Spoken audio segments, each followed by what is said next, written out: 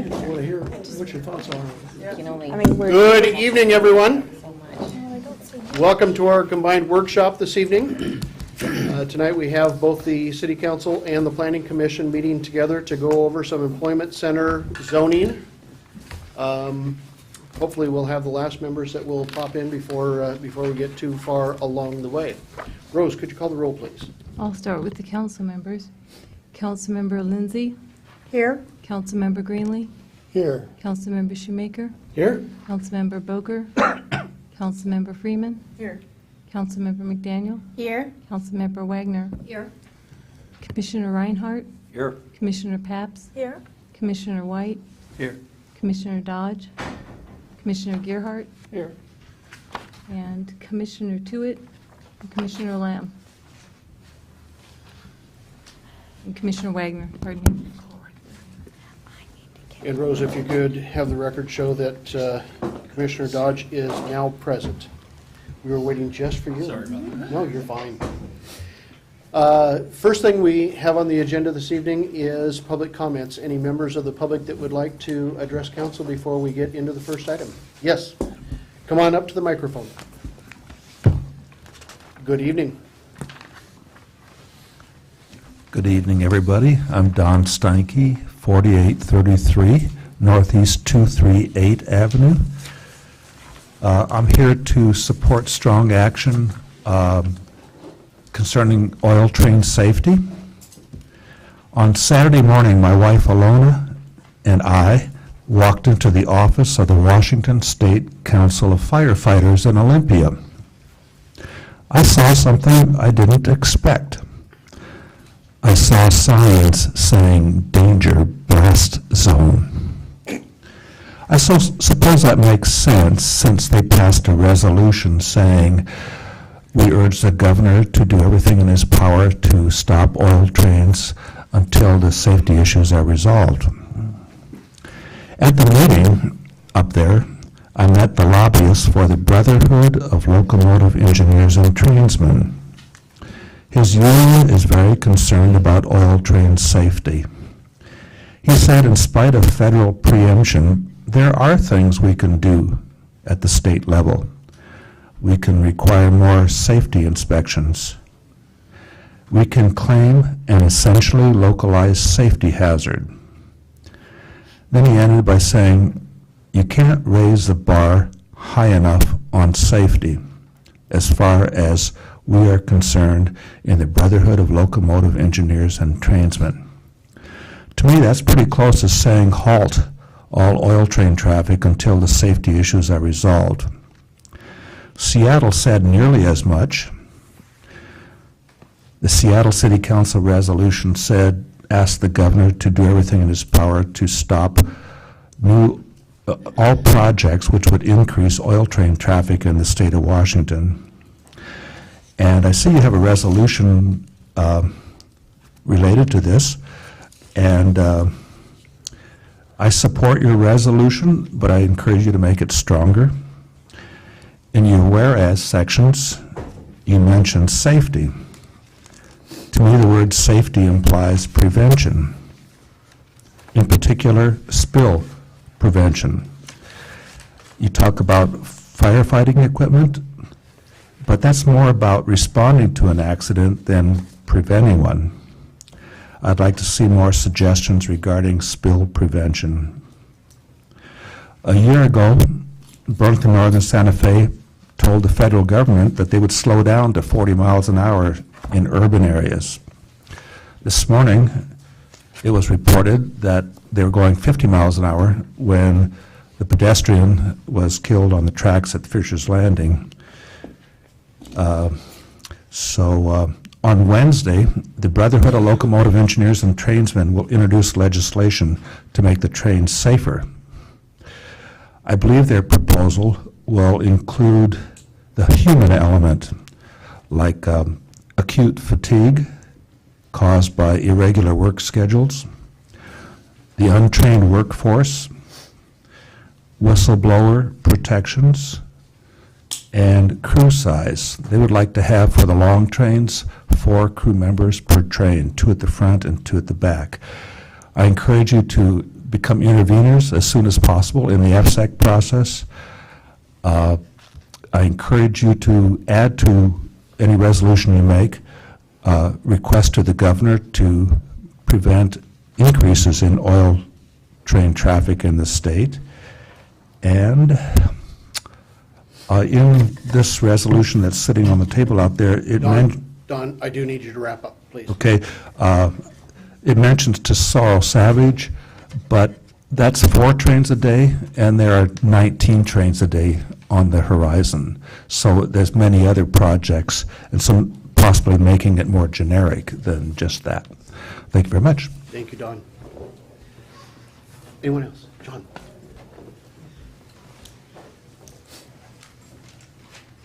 Good evening, John Spencer, 2103 Southeast 303rd. I'm actually just outside your growth boundary, but I'm here as one of the representatives of the Woodburn Neighborhood Association to support the suggested employment zones that I believe Mitch, employment zone changes that I believe Mitch handed out to you from us.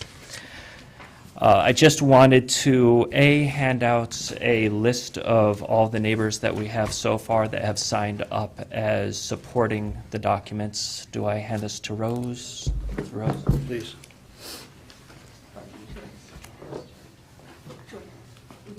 I will note that there's a clerical error on this. While I was keeping track of who had signed up and who didn't yet, I was making a list at the bottom of this, so please disregard the last few names on the list where it says expected but not yet signed on. Beyond that, I wanted to give a little bit of explanation of where the neighborhood is coming from, and I think I can speak fairly well for them. We all met in our barn the other night to discuss this. Everybody there pretty much recognizes that the employment zone and the annexation are coming whether they like it or not. And I don't think anybody is in the position of decrying it at this point or stamping their feet and saying, no, they don't want it. What they do want is to develop the zone so that when development happens, it happens in as friendly a way as possible to the existing residents. And so we present these suggested changes as a starting place for discussion, and we would be more than happy to, to edit them as seems fit between all parties, and look forward to working with you on it. Thanks, Sean. Anyone else that would like to address council? Yes. Good evening. Good evening. My name's David Finn, 3003 Southeast 297th Avenue, up in the Woodburn neighborhood, contiguous with the area that is being proposed for annexation and inside the urban growth boundary. And I just want to take the opportunity to second the comments Mr. Spencer just made in reference to the documents we put together, the neighborhood put together in reference to the zone changes. I guess the only thing I would indicate on top of that is everyone does realize that the zoning was done in the urban growth planning stage, and I think in 2004 was the last open review. I might be off on my dates, but we all would like to see a preponderance of residential in the area based on the traffic flow, the ingress, egress from the area, the types of roads that are currently there, and the access to those roads, and already residential and rural, maintaining the residential in the rural area as much as possible, realizing, of course, that the zoning is what the zoning is, and that we would still like to work within, at somehow work with the City Council and City Planning Commission and get the best uses in there as possible in the documents. I've personally have lived in the area now since 1986, and my family has owned property in the Washougal environment since 1965. So we've seen the city and the surrounding areas come a long way. As I know a lot of you, I recognize a lot of faces. I've seen people in grocery stores and such over the years. But want to thank you all for the opportunity that you've provided all of us and the notices that we've been provided in reference to these changes so that we had an opportunity to act. I also would like to just take a second to second what Mr. Steinke had to say in reference to the safety and the oil trains. You've got such a beautiful town, and it's come a long way, and I hate to see all the work that's been done sort of undone and make it into, per se, a rail yard. I know that that's not the plan, but when you talk about that number of trains, you're talking about a change. So, and the safety is, of course, the number one issue. Thank you very much. Thank you, David. Anyone else that would like to address council? Oh, no, not that guy again. No. Hi, everybody. Again, Just as a caution, though, we do need to try and get through this. I know some of your commissioners have to leave early, like within the next half an hour, so. there's a lot of people here. I'll try to be fast. I don't want to cut off public testimony, but at some point, we do need to get to it, or we'll just keep delaying this one, so. Certainly. For the record, my name is Ryan Rittenhouse. I work for Friends of the Columbia Gorge, here to talk about the oil resolution. Real glad to see that continuing on and making steps towards completion. Two things real quick. We do like most of it. Main issue is there currently is in the current draft specific reference to the Keystone XL pipeline, and I don't know how pertinent that is to this specific issue. It seems a little bit out of the scope. A lot of things people don't know about the Keystone XL pipeline is it's just an extension. The Keystone pipeline already goes through the entire central U.S. It connects the Canadian tar sands to the Texas Gulf Coast. What the president is deciding is simply a kind of expansion and an increase of capacity for that. So whether or not that happens probably won't really affect any of the train traffic through Washougal. What will affect train traffic through Washougal is if those terminals get built. So that's what I think deserves a bit more of the emphasis in the resolution. Whether you say anything at all about pipelines in general, that's up to you.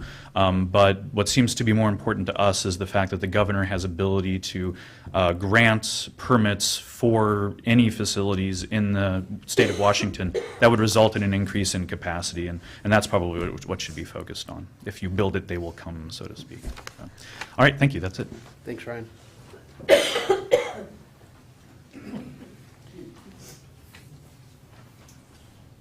Hi, Larry Keister, Zitzelberger Road, Washougal, and I'll be brief. I've spoken on this in the past. I want to support Mr. Steinke and Mr. Rittenhouse on their comments about the oil trains. The only thing I ask is that you focus on how does this affect Washougal, specifically Washougal, and our economic impact, especially 32nd Street and the issues that we have there with traffic. Continued oil trains, if the terminals are built, will affect the economic benefits of our community that we are working so hard to make advances on. So please stick with issues directly relating to the town of Washougal and Camas. Thank you. Thanks, Larry. Good evening, Stephanie Chamberlain, 35519 Northeast 30th Street in very rural Washougal. I love you guys. You're still my tax dollars at work. I attended the BNSF presentation at the high school where they were trying to state their case for being safe. I felt they were pretty well poised and they did a good job. I loved all the outlying communities being there and participating. What I didn't like was every time they didn't have an answer, that gal would go, "Have you heard of these guys? Well, get together with me after the show and I'll hook you up with them." So I'm curious as to how much hooking up really happened, because those weren't organizations of any credit that I've ever heard of, and she did that constantly. And that was, again, over the public safety. Also, nothing was mentioned of anything other than training that they would do to participate in a cleanup or restoration should there be some sort of environmental catastrophe. I think, being in very rural Washougal on a very windy day, I can see a train having a little problem down in anywhere in the gorge, even Bingen, and on a windy day have that coming up my back door and yours. That's a concern that I have. And then I would just have a question, because I'm not really sure. At the end of your resolution, it says that the city attorney will participate. Let's see, it says, the city council of the city of Washougal authorizes the city attorney to intervene in the FSEC process for the Torsoro Savage proposed project. It's not clear to me whether you're in favor or opposed, or how you want the city attorney to work with them. So, thank you. Thank you.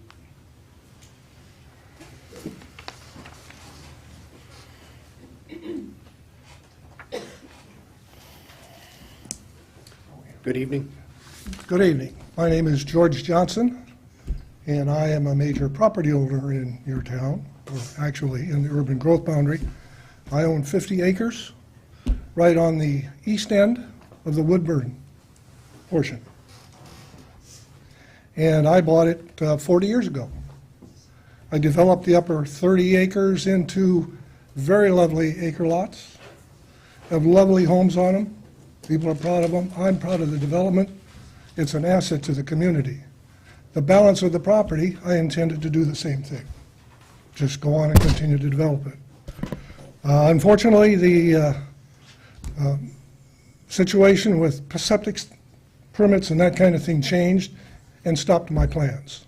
So I have been waiting a number of years now for an opportunity to go in and continue to make what I consider to be one of the nicest pieces of residential property in the county and develop it out.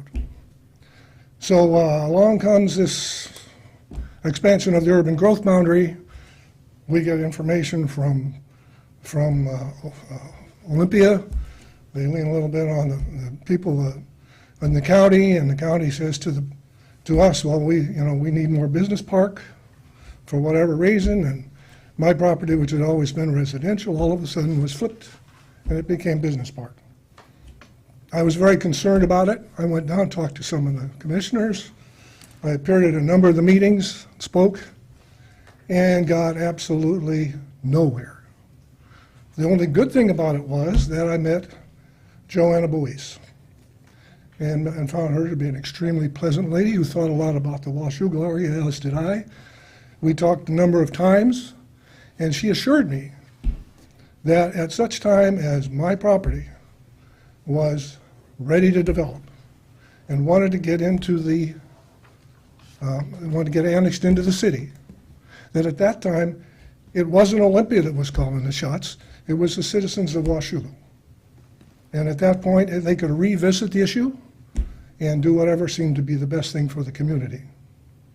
So I'm just here to say, I am proud of what's been done up there. I would like to see that continued. I didn't expect to speak, and then Mr. Finn got up, who's actually bought one of my lots up there, and I love him. He's been a great guy, and the people up there love where they are, and they want more of the same. Now, I'm not saying it's not a good business. I don't think it's a good business park. I mean, it's a hillside, it's prime residential property. Business park makes no sense to me. Now, if somebody wants to come and buy it from me and make a business park out of it, and the city wants to do that, hey, you guys can do what you choose to do. I'm just saying, I think it's a mistake. Beautiful residential piece. People up there love it. I've got neighbors on all three sides who have lovely homes, and I'm sure they're all more than aggravated with the possibility of having business park right there. And I think that they should be talking about the zoning issue, and they should not be talking about how tall the building should be. Okay? Joanna Boyce said it exactly right. She says, when you come to be annexed into the city, we will do what's best for the city, regardless what's happened before. We are in charge then, and then we'll take over and we'll do what's the right thing. And that's what I think should happen. She said it right, and that's what should be done.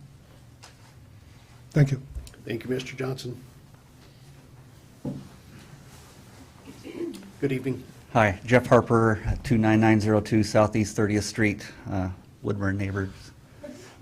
When we were here at the last workshop, it was proposed, actually maybe it was a council meeting, it was proposed that the council come up and look at the neighborhood. I don't know if you've done that, but I would highly recommend before you make any decisions to drive up there and see the neighborhood and view it yourselves. We would, on top of the letter that we had written asking for some zoning edits, we would also request that we would restrict the easements into our neighborhood so we don't have trucks and stuff driving through our beautiful development that we could so atrociously demolish the great thing that we have there. And again, we want to work with the council and planning commission to make this right for all parties. So, thank you. Thank you, Jeff. Anyone else who would like to address council?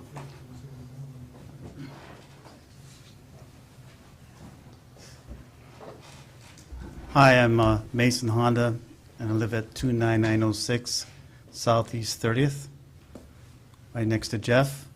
And we said, come up. Can I get a show of hands? How many of you guys have actually been up to that property and look at what's involved here? Good. I really think that should be a 100% vote, because you're making a huge decision. Now, regardless of if Clark County decides that this is the way it has to go, there are some questions that I have for my own sake that I don't know if they've been addressed.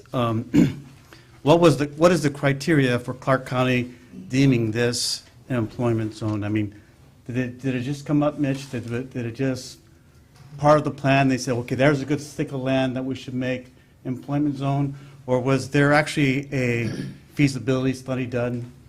Was there an environmental impact statement done? Were there things that, other than residential housing, that make it so perfect for an employment zone? The second question that came up in our discussions is traffic study. I mean, right now there's nothing off the sides of the road. So that impact alone, the improvement of the roads to handle the cars. We're struggling with the high school traffic right now. And who's going to pay for the costs? I mean, do the citizens now have to pay for a extension of the road, for all the drainage and the sewers? I mean, is all the Washougal citizens going to be paying for this with some kind of tax burden? Okay. So the other question came up: if we are dealing truly with a light manufacturing, is there not a better piece of property in Washougal that we could trade, that would have access to rail, would have access to larger trucks coming through the neighborhood, that would serve the community better, and that would be easier to entice larger companies to come in and build their products and sell them and provide trucking and trucking by having rail spurs right there.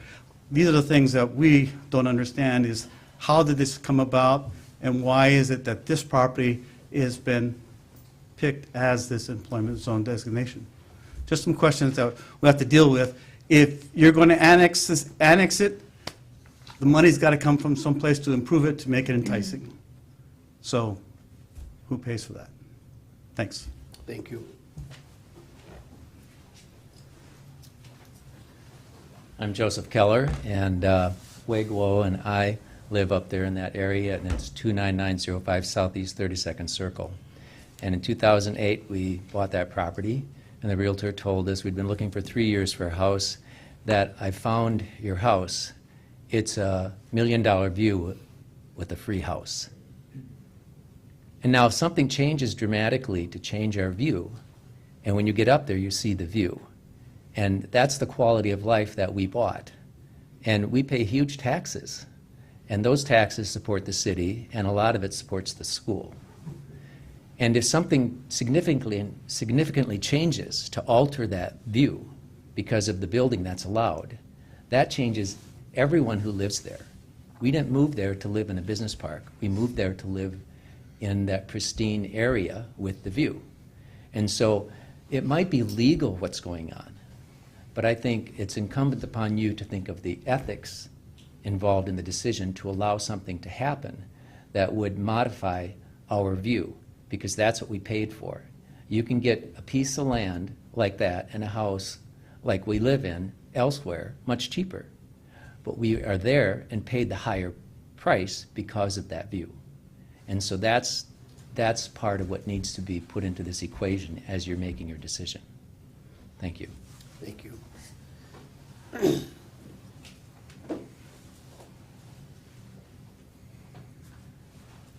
I'm Lance Puffer, 29903 Southeast 30th Street, same neighborhood. I'll rewind actually to the question that George Johnson brought up. Why are we talking about the height of the buildings versus the zoning? And I want to bring to your attention that we've talked about the zoning, but we've been told that we can't talk about the zoning from the city planning meetings that we've had. So I'll say that that's an issue that's come up from the beginning of this. I'll rewind back to 2008 or 2007, actually, when this was voted on. It was passed on a 5-4 passing of the zoning that was allowed, which essentially said we can't talk about zoning anymore, and that we had to talk about what's within the zoning requirements. I know James Reinhardt was there when that happened. I remember talking to him afterwards about the frustration that we had with that.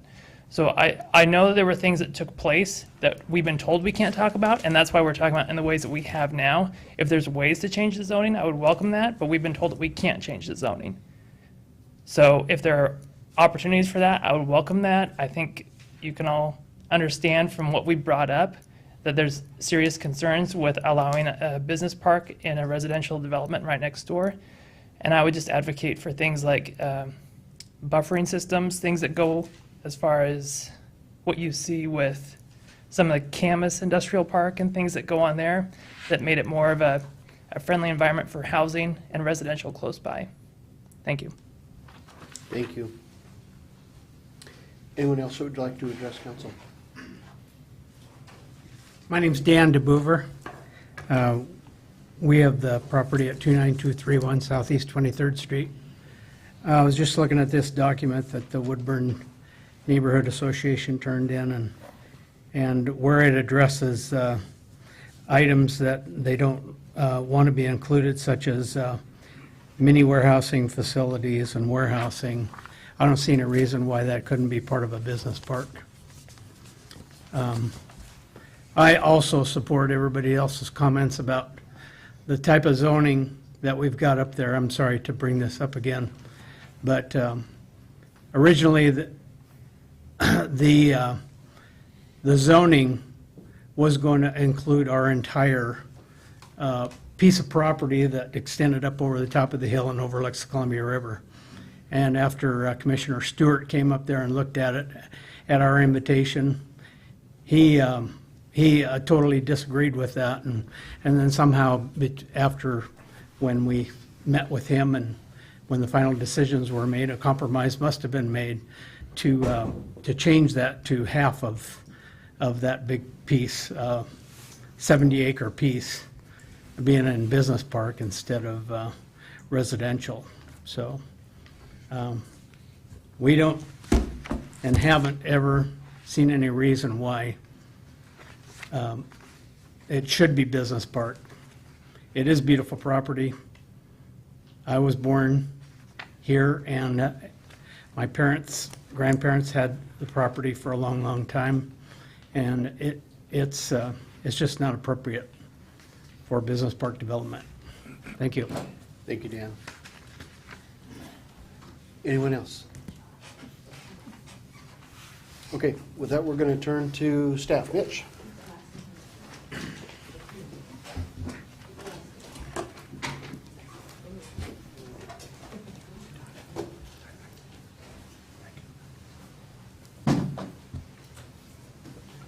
Saw Mr. Lamb sneak in the door there, so we'll get him a chair.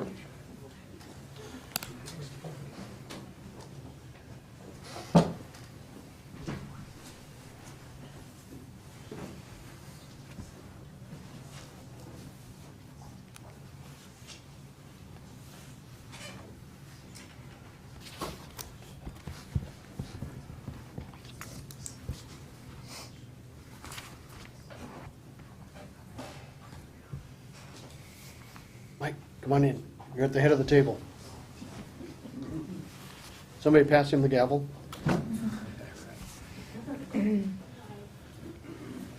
Commissioners, council, I wanted to, just for purposes of kind of setting the stage for our conversation this evening, give a little bit of history. Some of this will be, especially to council, will be a little bit redundant. I'm not going to spend as much time as I did on it the last time, but I just touch briefly on each of the issues. Why we're here. As you're aware, we have an annexation that has been petitioned to the city, intend to petition for annexation, which includes the area that up on the screen that is all within the dark area, about approximately 185 acres that would come in with that annexation. Of that, 65 acres of it is currently zoned business park within Clark County with an urban holding overlay, and what we have designated as employment center once it is annexed into the city of Washougal.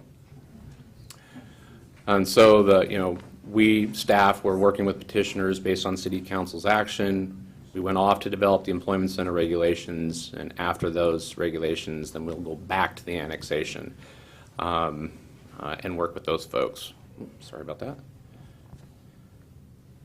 Oh, that's the spot where we are right now.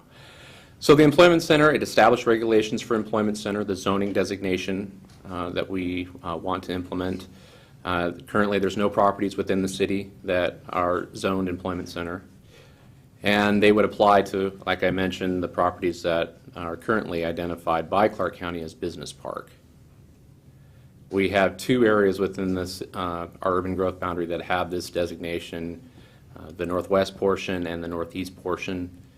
Northwest, approximately 185 acres there that's zoned, identified to be employment center upon annexation. And then on the other side of town, northeast, approximately 230 acres of employment center. So the regulations consist of purpose statement. Now I'm hoping this is the right presentation. Purpose statement, uses, development standards, and performance standards. And it's not, it's the wrong one, sorry. Go back here.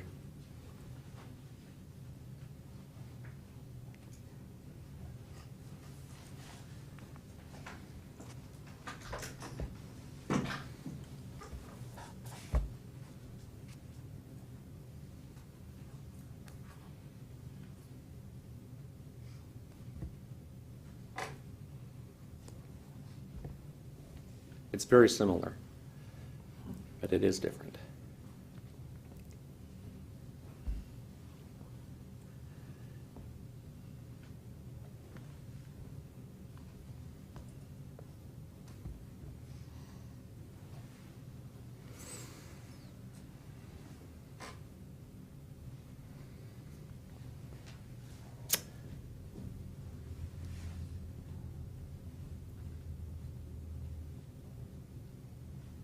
There we go. So the regulations, what they consist of, we have a purpose statement, we've identified uses, development standards, and then performance standards for that development.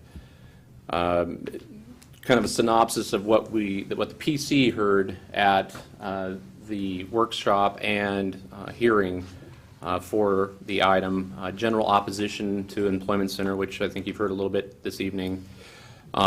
Infrastructure, roads, how was that going to be accomplished? They were opposed to annexation, not necessarily the annexation that is before you now, but their property generally being annexed. Was there a need for employment center? And the general, idea of did they have any say in what goes there? They would prefer recreational and educational uses. Should there be any parks or any parks planned? Setbacks, building height and views, and I think this is what the Planning Commission spent the majority of the time on at the hearing especially. And then this idea of mini storage and crime came up. Planning Commission felt that it was fine moving that forward. Again, all indoor was the recommendation, and you have been provided from Mr. Puffer some documentation on crime related to mini storage that goes more specifically to his point that those kind of uses tend to bring more crime to the area. So the City Council or the Planning Commission recommended approval of the regulations that are in front of you. So that kind of brings us to where we are now. And after last week's workshop, we didn't get a lot of chance to hear from the public. A couple of them stayed around for the meeting and had some public comment, but definitely not the majority of the folks that you heard from this evening. There's definitely, as you was provided to you today, there's a lot of information regarding uses, building height, setbacks, and whatnot that really need to be looked at in more detail. My recommendation is that, and it's really why Planning Commission is here, because I believe that it needs to go back to the Planning Commission. And my hope is that in this discussion this evening and hearing from the public that we can have a little bit more direction really about how we want to move this forward, whether or not we want to be more restrictive on the uses, whether we want to be more restrictive in terms of building height, in terms of setbacks.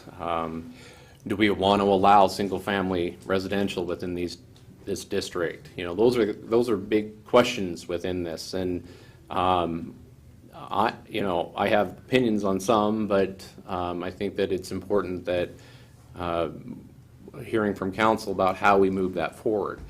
There is this other idea that we could look at the possibility of doing a more in-depth view of. We can look at doing a visioning process. We can look at doing a sub-area plan for the entire area. We could even look at doing what's called a planned action ordinance, where we actually get very specific about all the uses that we want to see there. We go through the environmental review. It costs some money in order to look at that. You're probably on the small end. You're looking at about $180,000 to $200,000 just to really kind of start that process and get that kind of look at it. I'm not recommending necessarily that we go that route, but I think that if we can get good direction from council and hearing from the public and move forward with regulations that can get at that idea or what we want to see up there, then that's the path forward. If we can't do that, if it is a bigger question of what do we want that entire area to develop about it, then I think we have to really kind of take another step back and go, all right, are we willing then to spend some money and look at this entire area, and how do we plan accordingly with what we want up there?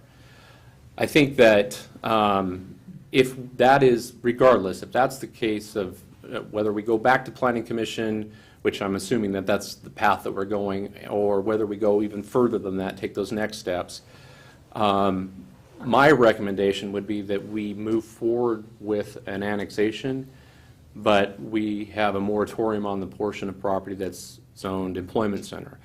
That way, we would have the time to look at the regulations. We would have the time to do other work if we deemed it necessary, but it would not still be holding up the requested annexation, because there's a group of folks that are waiting for that to occur as well. So that's really it. So I'm back to really discussion from council and Planning Commission. And if there's anything that I missed that the Planning Commission wants to throw out there from our meeting, but we've heard from the public as well in some regards, but how we want to move that forward is really where I'm trying to get direction from council. Mitch, talk to us for a couple minutes, and I know Meredith's got to leave here in just a few minutes. In regards to zoning and where we are and what the options are that the city council has versus what the county commissioners have decided that the property should be in their giving it to us in the urban growth boundary. Yeah, but there, as the council and the commission is aware, we are in the middle of an update to our comprehensive plan, our state mandated update to our GMA plan.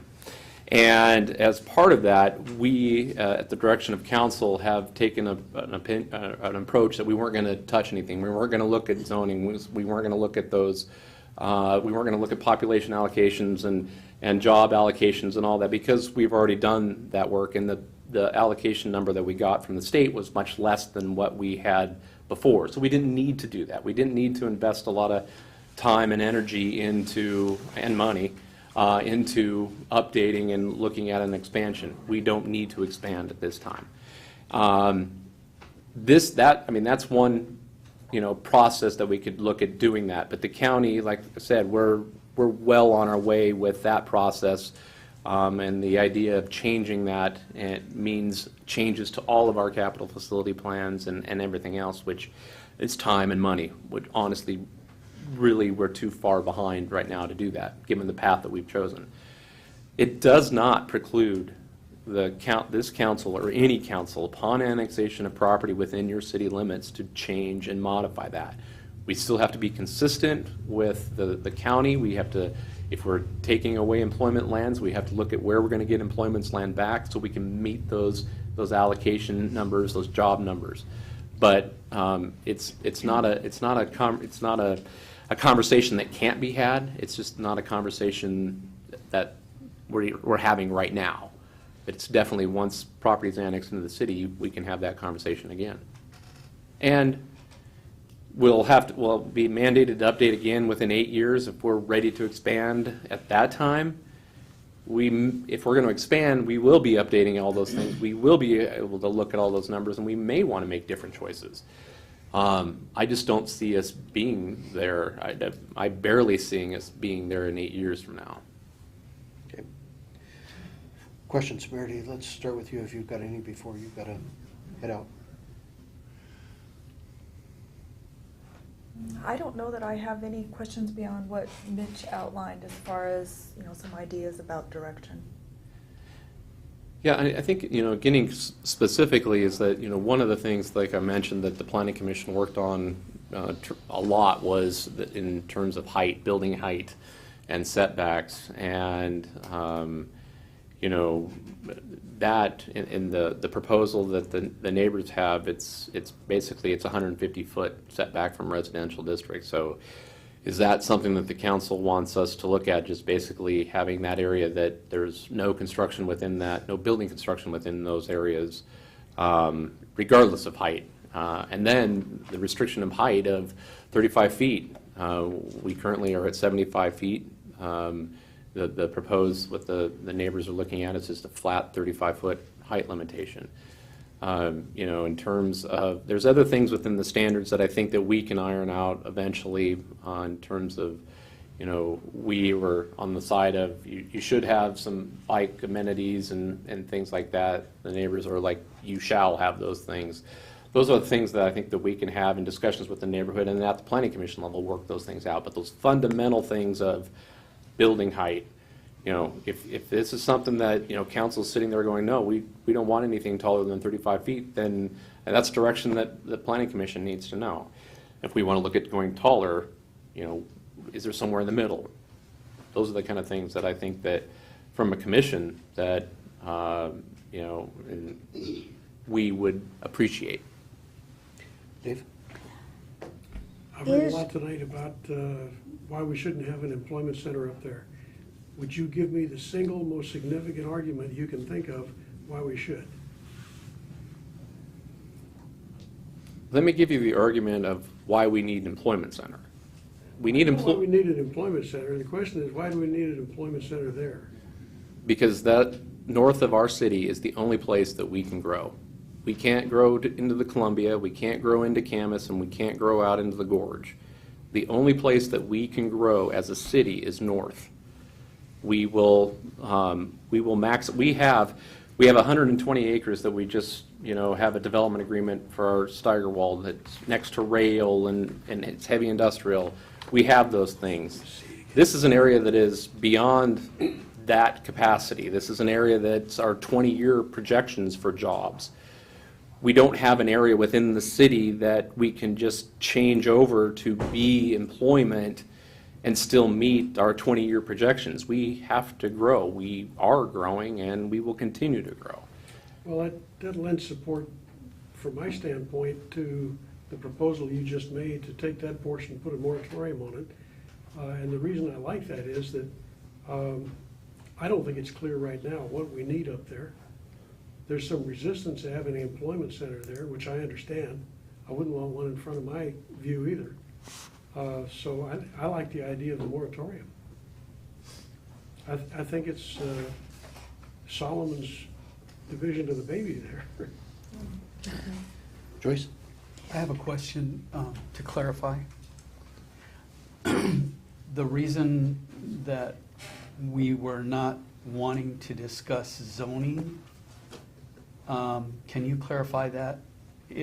My understanding is that this zoning is actually a proposed zoning, and that we can't, unless it's part of the city of Washougal can't change the zoning on there. We can only change the proposed zoning.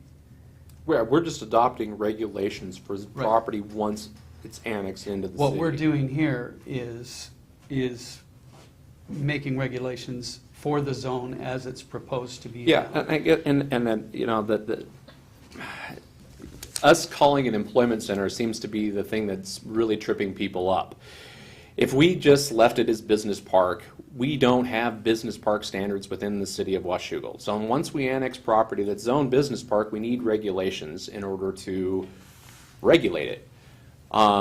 So once we annex this property that is designated as business park, we need those regulations in place. What we have said, we don't want it to be called business park. We want it to be called employment center. That's how we're distinguishing it between our industrial park, our heavy industrial zoning, and our idea of employment center. But if I'm, and I could be way off on this, so please forgive me if I am.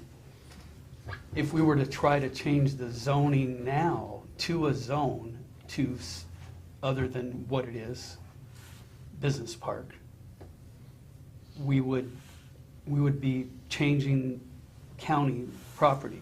Well, we can't do. And we We can't do that, but we can work with the county in development of our urban growth boundary, which is what we do. So isn't that really a proposal? That's what we're proposing to do. That's our plan. That is an employment center. No, it is business park. It is Okay. designated All right. business park Okay. right now. And that's in conjunction with the county. Yes, our plan is consistent with the county. But we don't have the authority to just like, if we annex it, then we could change the zoning to what, We could change it. You could change whatever it. we want. Residential. Yep. you But could. as it sits, the property sits now, not annexed, we couldn't do that, could we? No. We not have with- to leave it like it is with the growth.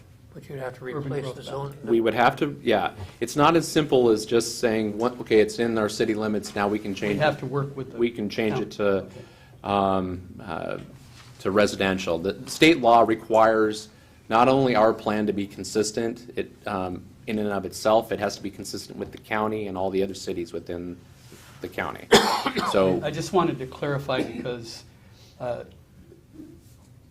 people were wanting to talk about asking us to rezone it at the planning commission. right, and that's not And in front of you. That's not part of our duties, for one.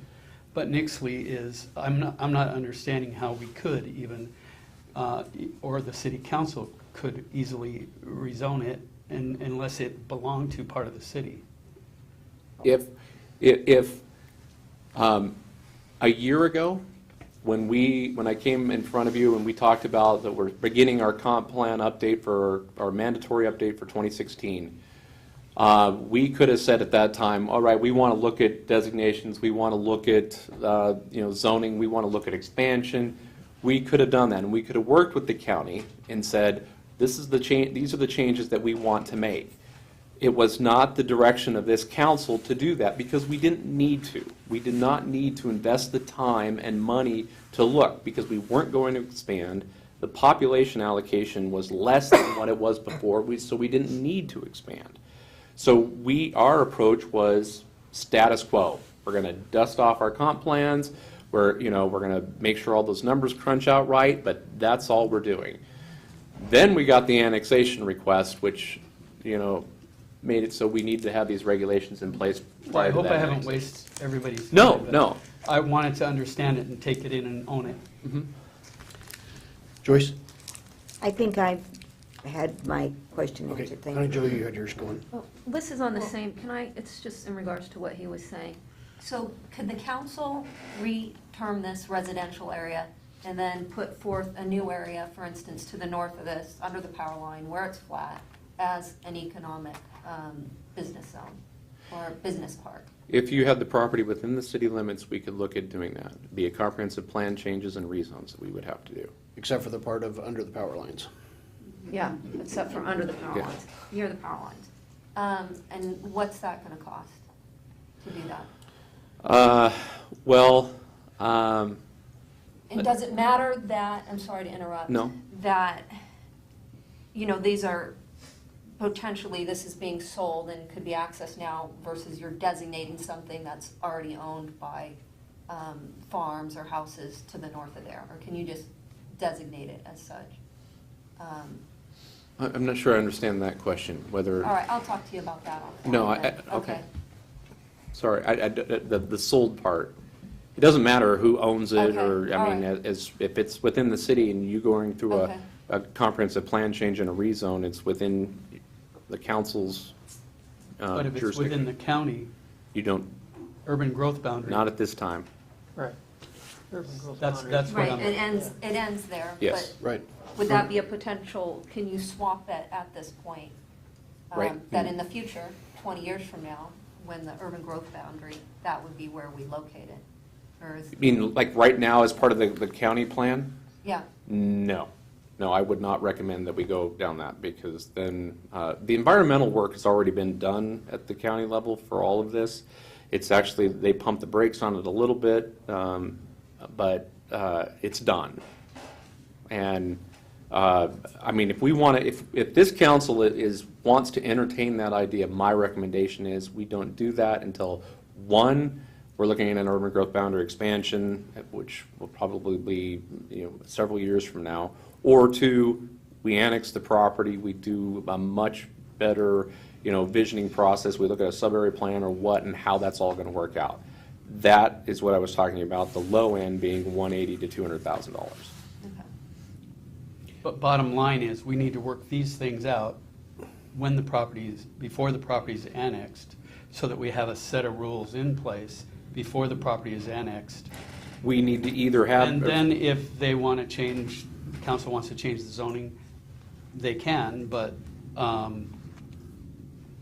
we need to have these rules in place or guidelines for that area, because when it's annexed, it's going to be brought in as a package as the employment center, and needs to have guidelines as to how it's going to be proposed to be developed. Or a moratorium. Thank you. We need either regulations or a moratorium. Connie Jo. Thank you. So, same as Michelle's question is, can you tell us whether there are other spots in our urban growth boundary right now that could be swapped?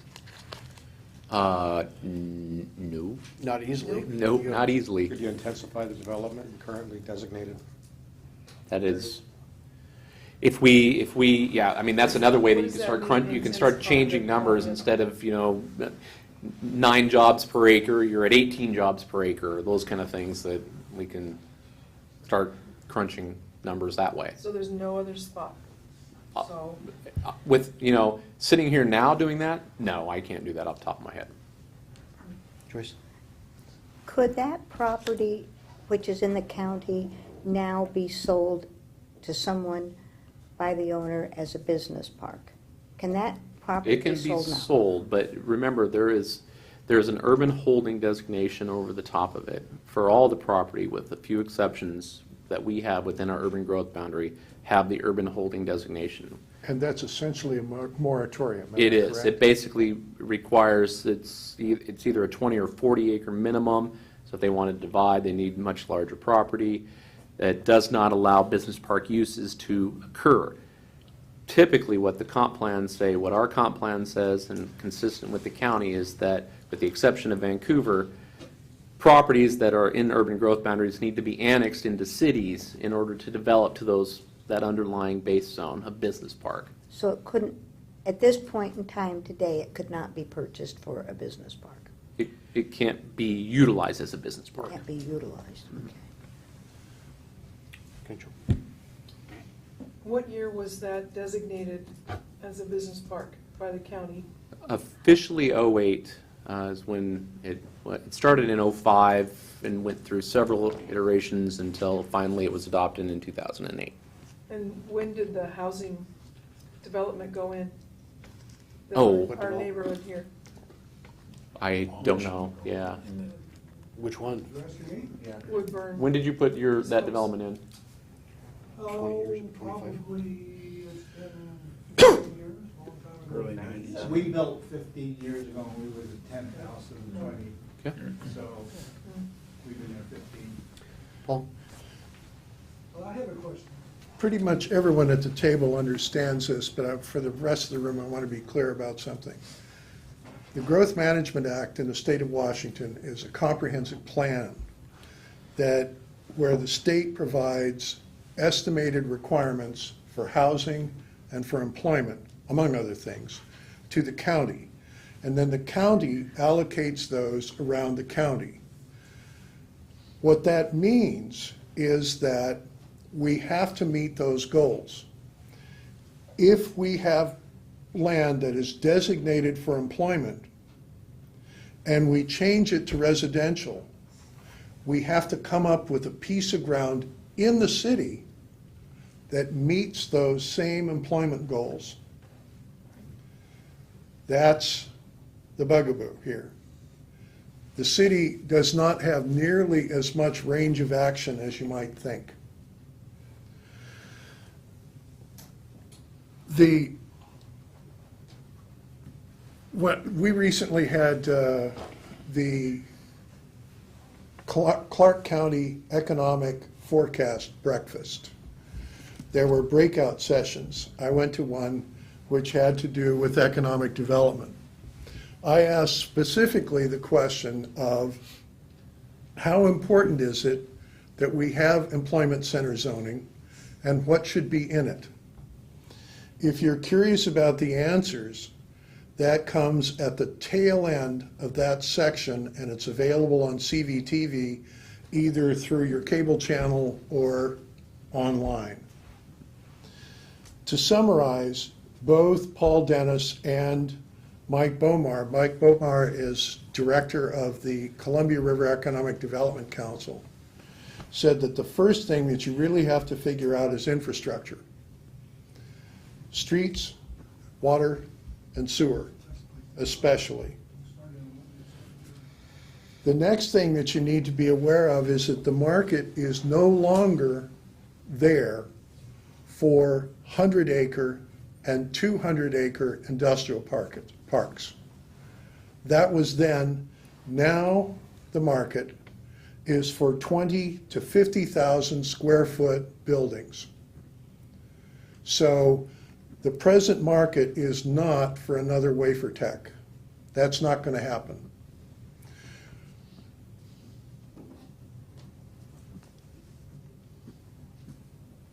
On height limits, I think that's an interesting question to refer back to the Planning Commission. I observed that Fisher Investments, which is one of those campuses, it's certainly not 100 acres. Those, I think, are 4-story buildings, and they might be 5. Five. So they're well under 75 feet. Not a lot, but closer to 50 or 60 than 75. So I think that's worth a discussion in the Planning Commission as to whether 75 feet is too high. The other thing we're saying is that the city of Washougal, by ordinance, prohibits the parking of boats and recreational vehicles on city streets, anywhere in the city. That means if you own a boat, an RV, you either have to park it in your driveway or you have to have someplace else to park it. I presently have my boat and my RV parked over at Camas Washougal Mini Store, which is basically at the corner of Shepherd Road and LeBrun. That is not residential property. It is effectively underneath the BPA power lines. It's not actually directly underneath, but it certainly borders them. You're not going to put nice houses next to the power lines. Nobody will buy them. So it strikes me that that BPA power easement is an appropriate place to put things like mini stores and RV parking and some of the other potentially less attractive uses. I can't imagine that an internet think tank wants to be underneath those power lines either. But they're already there. And so there needs to be a smart use of that. The other thing that both Paul Dennis and Mike Bomar pointed out, Paul gave the best explanation of it. He said one of the first things that he did as mayor is ask the question, does a house pay for itself in terms of the services that it requires? Now, Paul Dennis became mayor, what, 15 years ago? He served 2 terms. I'm sorry? He served 2 terms. 10 years ago? 10 years ago. At that time, it took a house with an assessed value of over $650,000 to break even in terms of the revenue that it provided and the services that it cost. Another way of saying that is that the average single-family residence costs somewhere in the range of $1.25 in services for every dollar of revenue it provides. On the other hand, a retail business costs 65 cents. Industrial properties are all over the map, 15 cents to $2.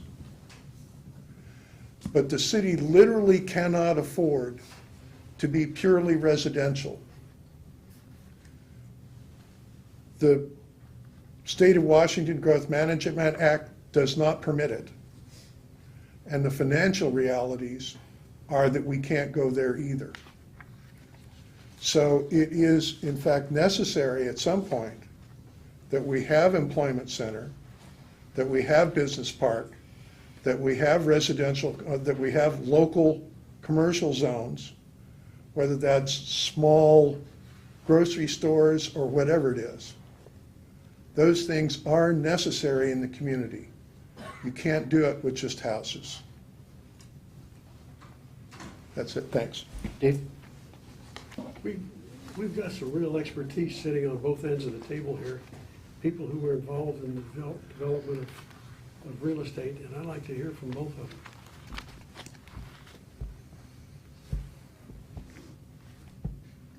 Oh, well, I had a comment. Let me change the conversation a bit. I appreciate the opportunity for us to sit down together.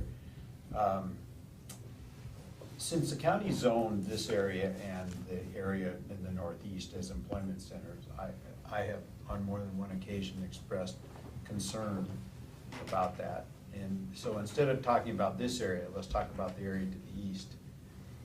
I felt that the county's decision to zone that as an employment center was really flawed, because if you look at the road access in that area, you look at the terrain, it just seems to me totally inappropriate. And yet the county laid that on that particular piece of ground. From my perspective, I think, and it perhaps is overly simplistic to say this, but I think the Planning Commission's role in this is largely technical. And ultimately, the problem is that there are going to have to be political decisions, which is the council's purview, to figure out how we're going to generate places to put jobs and what that's going to look like. And I think the Planning Commission is certainly happy to take on the technical aspects, and some of this we can help with, but there are going to be some difficult political decisions that are going to have to be made, because, like I say, if you just look at this objectively, some of these lands that are zoned, the county has designated as employment lands, I think are not very good, frankly. That's what happens when you look at a map. That's right. Unfortunately. And don't really understand the terrain. Right. Yeah, just to echo Mike's, it's your position to give us the policy, our position to draft the procedures. And we don't have a policy opinion on it, other than it's kind of stupid to put some of these where they did, but they're there. So after that, we just need direction on what your policy is. I think without any doubt, I think there are areas that you will be, frankly, I think you need to assist us, even if it's just to come back and say, we're not going to change anything and here's why. Where we're at this point, and I think where we came to get to this meeting out of the last meeting that we had, there are obviously now some very specific requests that the members of the neighborhood and the area have asked for. And that's why, because some things were so vastly different, why we asked to come back together and then most likely pass some of this back over your direction, just to go through those things that are technical, that are more of, what should it look like, feel like, do those type of things to it, and bring those recommendations back to us. It absolutely is going to fall on the council to make those other decisions of, yes, we're going to keep it employment center, business park, whatever we're going to designate it as, and as it comes in, these are the ways that we're going to treat it. Some of Paul's comments were correct. In order for this community to be financially successful and do the things that we need to do, we need to have areas that are something other than residential or other than open pastures. We just absolutely do. For decades, people have asked how the heck Camas can be so financially successful as they are, and that's not just us here. That's people in Spokane. It's everywhere, and it's because they diversified. Originally, it was because they had such a huge, powerful mill in their downtown that had half of the entire valuation of the city was in that one property. But in order to get to that point where you can do more, you've got to diversify, you've got to look at those types of things out there, and that's why I think this designation, and whatever, now the question is just what goes into that designation. That's really what it comes down to. If philosophically it's a question of, gosh, we just want it to remain residential and rural, can it or will it? And if we, for whatever reason, we say, okay, we get it, we're going to keep it residential, we now have a very, very, very large challenge in front of us to try and figure out how we then begin to plan forward on something different, regardless of the fact that we just screwed up all the county's numbers and every other community within the county and their numbers, because some way that allocation's got to still come out. So it's an easy thing, and for folks in the audience, I get it. We've had view properties, we have view properties, and I get all of that. It is definitely a challenge for the city to try and figure out how we're going to blend this. I'm not going to speak for what the council may do in the future. I would be surprised if this comes in as anything other than business park employment center of some sort up there. More of the question is just trying to blend those areas that are in there with what's already there and come up with things that are appropriate that can cohabitate up there and meet each other's needs. So that part's still going to be in the future for us here. Dave? I agree, it's the council's role to make this decision. Thank you for pointing that out. And I don't wish to shirk that responsibility. But a key element in decision-making is when to make a decision and when not to make a decision. And I see no rush in making the decision, and I see value in not making the decision at this time. It's not clear what uses we should put this property to at this time. And that's why I like Mitch's suggestion. Put a moratorium on it, put it in the freezer, see how it heats up. On that portion that's designated to be employment center. We haven't got a single proposal from anybody to develop that property. When we get one, let's pull this back out of the freezer and take a look at it. In the meanwhile, let's put it in cold storage. Yeah, I don't know about putting it in cold storage. Obviously, moratoriums we've got a problem with, or an issue and a challenge with, that we can't just keep it on there forever, so. I've got faith in Mitch, he can work that out. He's a I think we want to keep it simmering and get it to an answer, so.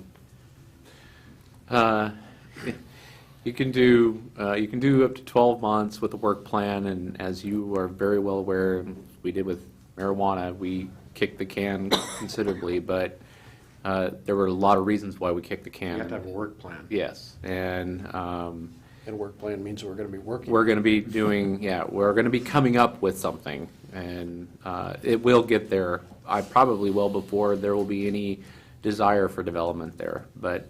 I thought you mentioned something like 8 years a minute ago. Oh, no, that's for that. that. was the moratorium you were. No, that's not the referring to. moratorium, no. Sorry. That's all. Lack of How experience feasible on is my it part. for development as a business park? I mean, what's there's no interest at the moment. No. Heard of. None.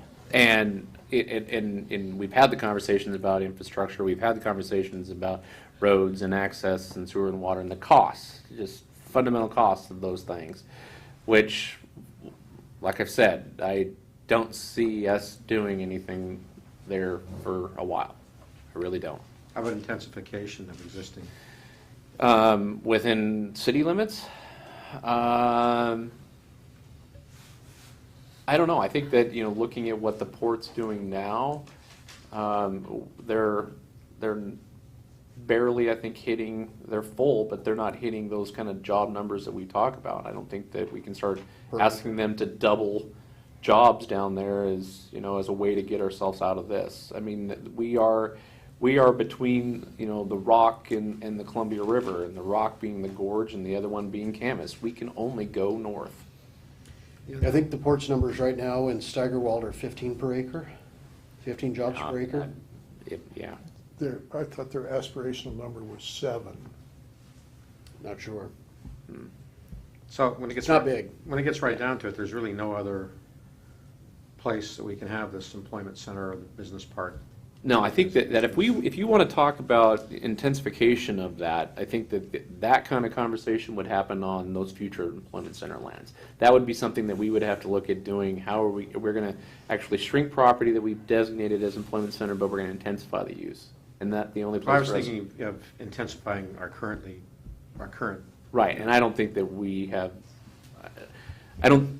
We could say it, we could write it on paper, but how we would get there, I think that's contrary to what the port's really working on right now. So what we're doing now is we're in the process of annexing this property, and when it comes into the city, it's going to have a zone district that's going to be newly created to regulate the land uses in that area. Yes. Okay. What other choice do we have? There is another choice. Not annexing it. Well, the other choice to create employment land is to designate an area down here somewhere and say, we're gonna acquire those lands as a community and empty them so someone can come in and create a business area. I mean, that is the other option. Hugely expensive. And using eminent domain for that is not Well, I'm legally just saying. questionable in Washington. But I mean, theoretically. But you're also not the city talking could 1 buy- acre tracts at that point. Yeah. Yeah, I mean, but that's the choice. Mr. Mayor, I was just going to suggest that there may be some opportunities for intensification outside of the port. There's some vacant land that's in I always forget, Mitch, and I apologize, what we call our core area, No, not the employment center, the downtown area. Downtown core. The core? East of Pendleton, is that what you're talking about? Yes. East Village? Right. There are some vacant lands, and then there is the notion of potentially, and I don't know the details of what our standards are in our downtown area about floor area ratios, height limits, and have we really maximized those, and would we even want to? But it's possible that there could be some trading and get there, because it is a planning exercise. All of this is a planning exercise to meet some quotas, basically, that the state doles to the county and doles to us. However, that's not something that's going to happen within the next 2 months as we consider this annexation. I think it's very important to ensure that we can be responsive to property owners who are contiguous to our city and want to come into the city. We need to be, really be responsive. I think Mitch's suggestion to facilitate the annexation, call timeout on the standards.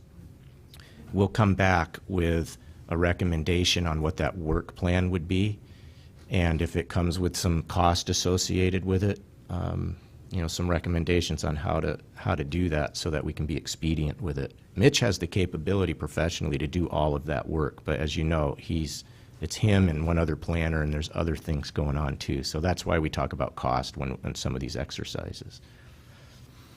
Paul?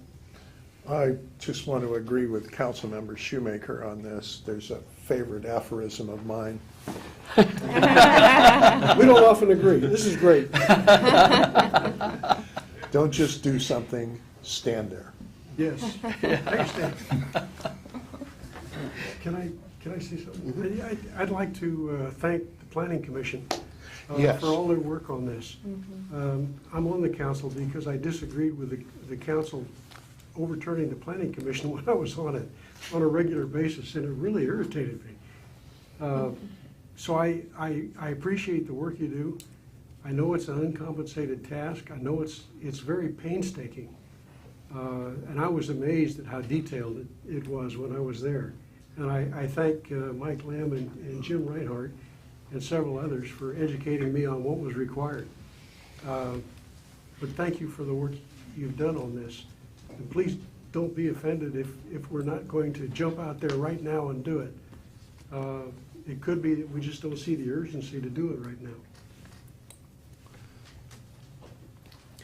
Good news is, since you're uncompensated, we can double your salary. That's right. I have just one more observation. I think it's pretty hard, at least I don't have the ability to look into the future and say, these are where the jobs are going to be coming from in 10 years. And I'm not sure anybody really does.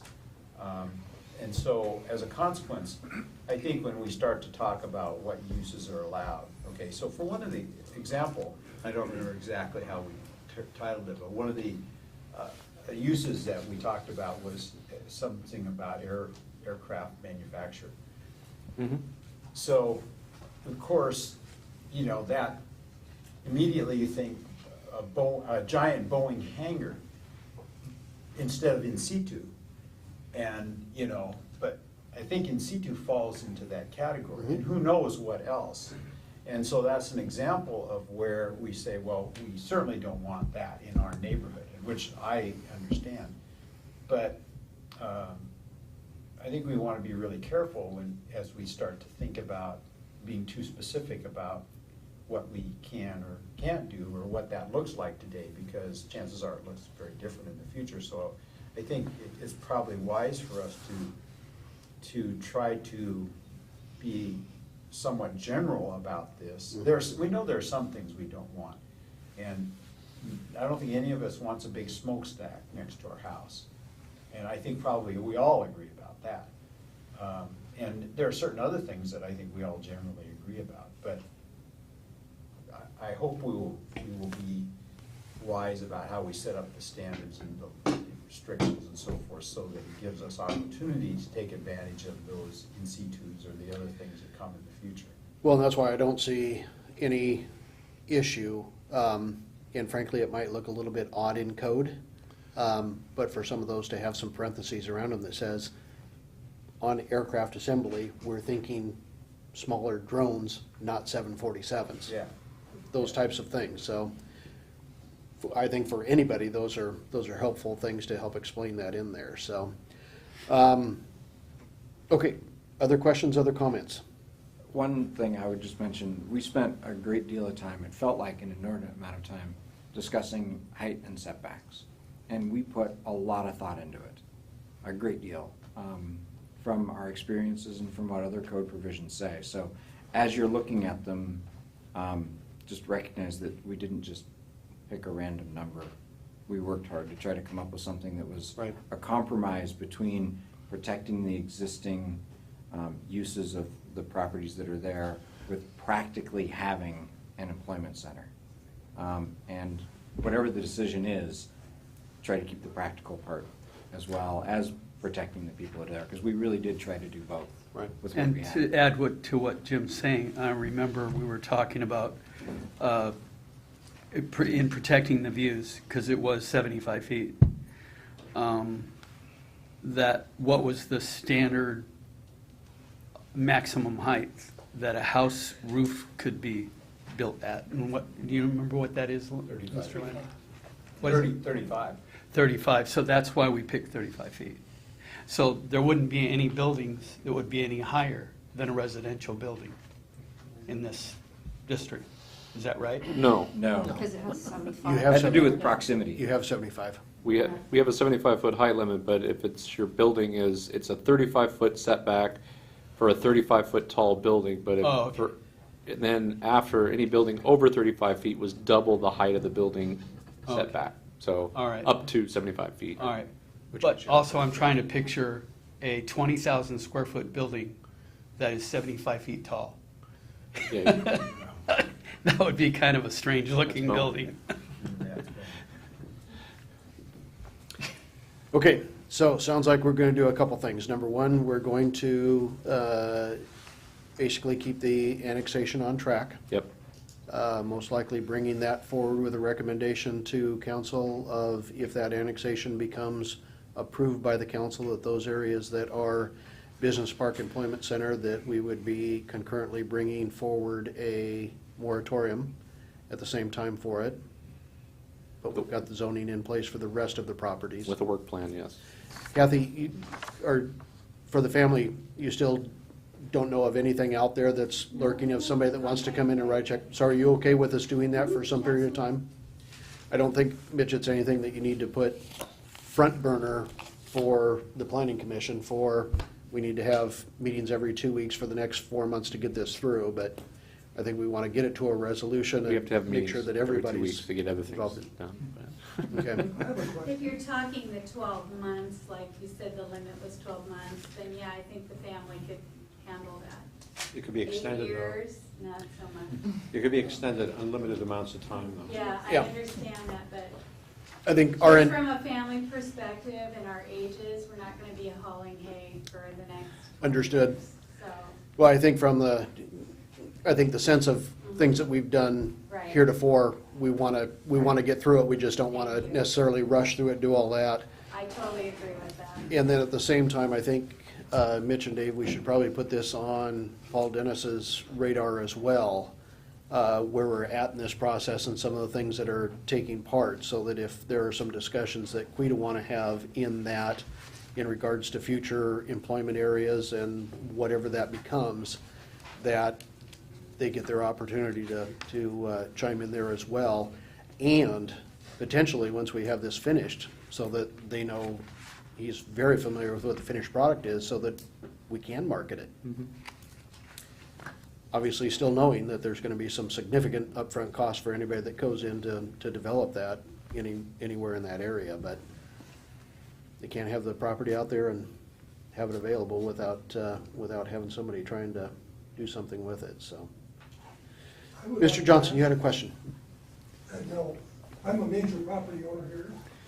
I have never, by anybody, had contact about what they're doing when they're kicking my property around, making all these decisions. Nobody's bothered to ask me. I'm a developer, I'm a builder, I'm an engineer, I'm a capable person, I'm intelligent enough to be helpful, and nobody's ever asked. Maybe it's beautiful for it. I don't think so, but maybe it is. Prove it to me.